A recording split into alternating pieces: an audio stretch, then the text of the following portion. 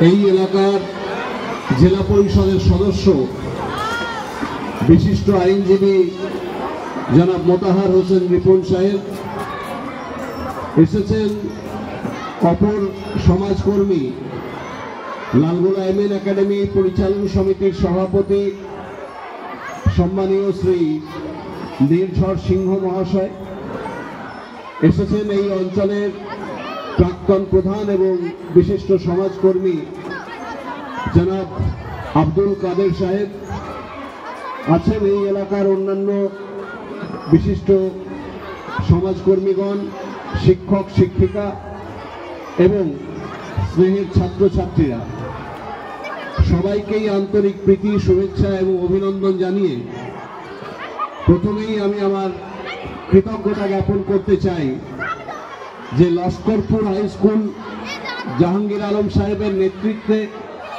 বিভিন্ন অনুষ্ঠানে যেভাবে আমাকে বারবার আমন্ত্রিত করেন এবং সম্মানিত করেন তার জন্য আমি ভীষণ কৃতজ্ঞ।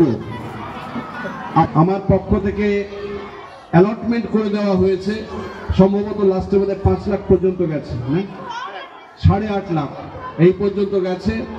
আজ না হোক কাল লস্করপুর হাই স্কুল নিশ্চিতভাবেই আমার অ্যাকাউন্ট থেকে 8.5 লাখ টাকা পাবে। এবারে প্রশ্ন হচ্ছে যে আমি নিজেও একজন প্রধান শিক্ষক হিসেবে অবসর গ্রহণ করেছি, আমি জাহাঙ্গীর আলম সাহেবের মতো নিষ্ঠা এবং আন্তরিকতা দিয়ে নিজের দায়িত্ব পালন করতে পারিনি। তার কাছ থেকে আমার অনেক শেখার আছে এবং তাকে এই কারণেই সম্মান করি। কিন্তু পাইকপাড়া অঞ্চলের সাথে লস্করপুরের সংযোগ স্থাপন করার জন্য যে সেতু নির্মাণ, সেই সেতু নির্মাণের উদ্যোগ নিয়েছিলাম এবং সেই সেতু নির্মিত হয়েছে। ফলে দেওয়ানসরাই অঞ্চলের একটা বড় অংশ এবং পাইকপাড়া অঞ্চলের সাথে যোগাযোগটা অনেক উন্নত হয়েছে। কিন্তু তবুও বারবার যখন আসি এই পলাশবাটির দিক থেকে স্কুল পর্যন্ত পৌঁছানোর রাস্তার যে দুরবস্থা, এটা আমাকে বারবার বিচলিত করে।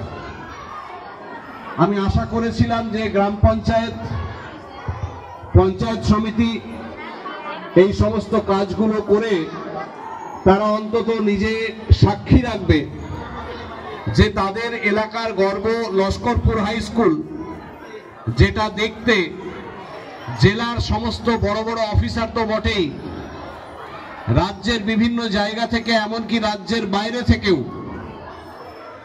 মালদা থেকে একটা টিম এসেছিল, কলকাতা থেকে যারা আসে তারা তো আসেই, এমন হয়তো বা রাজ্যের বাইরে থেকেও কেউ কেউ এসে এই স্কুলটাকে একটা দ্রষ্টব্য।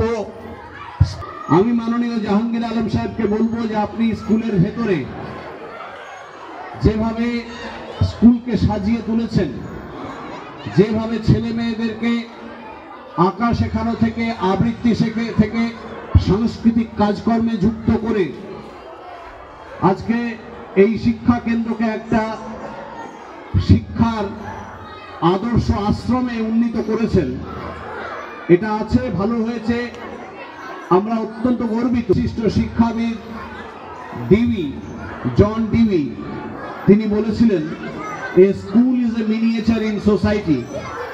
একটা বিদ্যালয় হচ্ছে সেই সমাজের একটা ক্ষুদ্র সংস্করণ, বিদ্যালয়ের মধ্যে দিয়ে সেই সমাজ প্রতিফলিত হয়।